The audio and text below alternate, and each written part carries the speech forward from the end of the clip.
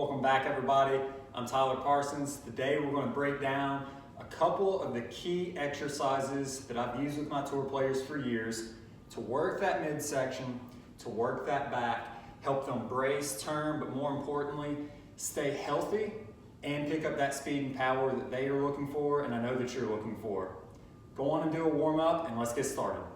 This first exercise is relatively simple. We're going to work a little rotation, but it's very important that we're able to stabilize and brace that midsection while we rotate, okay? So a lot of you at home are going to have problems with coming up and out of that posture, and there's a couple of different things that can stem from, but we're going to be tackling that midsection. So what I want you to do is we're going to have a nice little light weight. You can start with it roughly waist high to the back. I want you to turn. We're going to drag through and make a full turn, all right? Concentrate on staying in that golf posture, pulling to start with. It doesn't have to be extremely fast. Now the keys for this, okay? We have to be able to open the hip up in order to stay down that posture. If we're getting to here and rotating, it's not going to happen. You can see I'm coming up a little bit. So really force that hip to go through, and as that gets better, then we can add a little power to it. And then as we're turning, we can pull, making a full rotation, because again, a lot of you at home will stop here, which is causing us to put the brakes on prior to hitting that ball. We want to be going all the way through full rotation. Using a player like Justin Thomas, watch that footwork. Really, I know he comes up and then back down, but that front foot's up. Same with JB and a lot of the long hitters. Very active feet because they're pushing back so much using that ground force. Stay down through it, brace, turn, even it out, and pull through the other way as well. I know it'll feel weird, but we always want to have that evened out. That way we're building that body up evenly. Exercise 2, we're going to use our nice little Bocey ball. If you don't have one, use a stability ball, use the edge of a bench, anything that you can. But what we're looking for here is as we go back, you're going to have to stop and brace because there's nothing back there to stop us. Now with the Bocey ball, it gives us a little help. You can always move back a little bit, but we want to go back. We want to have to pull it back up, going back, working on that extension, helping open it up. But as we're moving back, again, we have to stop, brace, and then switch directions to pull it back up. So this is going to be a really good one to hit that midsection to work the upper and lower abs. Building on the same movement, let's look at adding some force and power into the movement. So I have a little 5-pound weight here. Again, always start light and safe and then build up to see what you can do. But what we're going to do is lay on our back, knees bent, feet flat, and we want to take the weight up and overhead. I want you to pull the weight up and do a crunch or sit-up motion, okay? And we're just working through. Now this is working a bunch of different components that are going to be very helpful for our speed and power. So as I come up, I'm having to pull. We're working through those lats. We're contracting, bringing it down through a forceful motion. As I get here, I start to compound the movement to where I'm having to do multiple things at one time. As this gets easier and better for you, I would love for this to be a medicine ball to where we sit up and throw and see how far that ball can go. This is actually one of our power tests that I use on almost all my players, but especially the tour players, to see how far can they throw it, trying to build on that. So again, with the lats having to contract, that's going to be that forceful pull that they have while they're opening up. So right back to piece 1, piece 2, of which we've all worked on. And then really coming in with that compound movement to where we're doing multiple things at one time, the golf swing. The better we can get at that, the more that midsection can produce power. We then obviously have to worry about the legs and the chest. But again, today we're just seeing that midsection. We want to build that up for safety reasons, but again, to be very functional and then hopefully to produce a lot of that power to hit those booming drives that you're looking. Next, we're going to do a very straightforward, a very simple plank. We're going to add a little bit to it. If you've been watching my YouTube channel for years now, you've seen this over and over again. You can use any variation you want.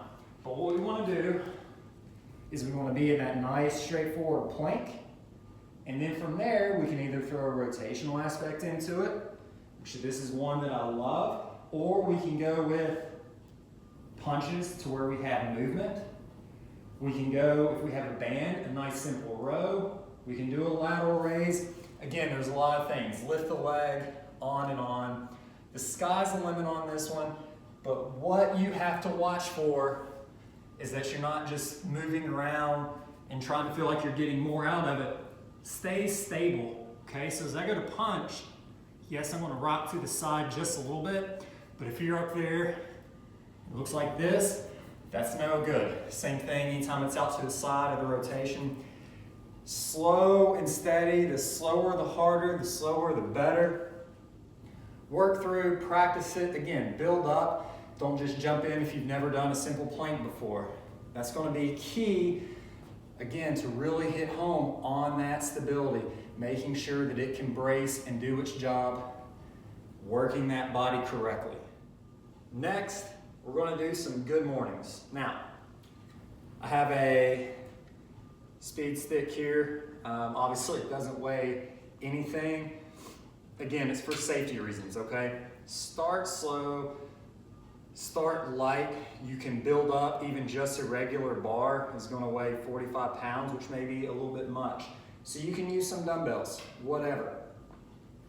It's going behind my back, and I want to work on my hip hinge, going down with a nice, straight lower back, and then back up. You can put a little knee bend in if you need to, okay? And all we're doing is back and through, working the hips, working that lower back, because that lower back is one of the big pieces a lot of you miss at home when we're working that core. Again, it's a tree trunk. We have to make sure that this back end not only has some mobility to it, but has that strength, has the stability, all those lacking pieces. Start slow is something we can add in to, say, a deadlift, which will help out with that form as long as you pay attention to what you're doing and keep that nice straight back. That is going to be a huge piece to what you're looking for though. Last but not least, if the abs are not already trashed, I'm gonna do my best to throw one of my favorite exercises that I like, players hate, which is a good thing. We're gonna do some bicycles. I've seen a bunch of variations that clients have come in and said, oh, I know what that is, and we'll start doing it. I don't know what they're doing. You do not want to do these fast. You do not want to leave your shoulders on the ground. One of the big reasons that I like this exercise is because I'm into a crunch position. My shoulders are off the ground. I'm going to have to extend, so I'm working down the hips and working in those lower abs. I have a rotational component. And then because it's nice and slow, we have that nice stable position because I'm having to stay up. And I'm wanting to go up and over with full turn, working through.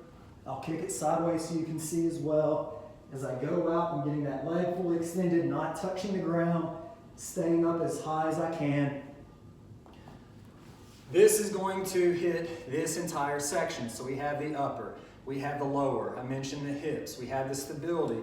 We're really hitting the obliques as well, and we've already done that back. So those two exercises, both with good mornings as well as the bicycles, can be something quick and easy that you can throw in and get a lot out of. Because again, it's always about the quick workouts, because I know you're stressed on time. It's about making sure that you can do them anywhere and simplicity. But the more we can add to those, the better we can hit that midsection, the better we can get that body moving, and I know for sure that we can add some of that speed and power to the golf swing and make you hit longer drives. As always, thanks everybody. If you haven't already, make sure you subscribe to the YouTube channel. More videos coming weekly to help you achieve a better golf body. Thanks.